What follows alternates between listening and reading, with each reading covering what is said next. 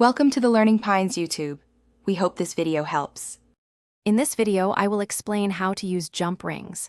These small, essential connectors are fundamental for many jewelry projects, from necklaces to earrings.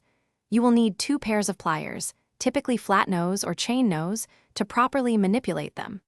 Understanding the correct technique ensures your creations are both beautiful and durable.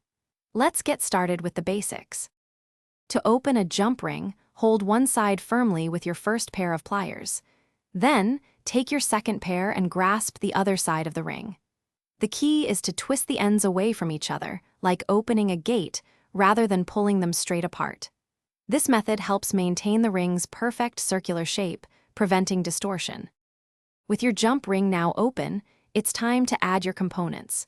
Carefully slide your charm, clasp, or other findings onto the open ring.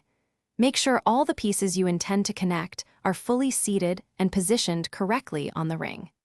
This step requires a steady hand to ensure everything is aligned perfectly before moving on to closing the ring. Finally, to close the jump ring, reverse the opening motion. Use your 2 pairs of pliers to twist the ends back towards each other until they meet perfectly flush. There should be no gap whatsoever, ensuring a strong and secure connection.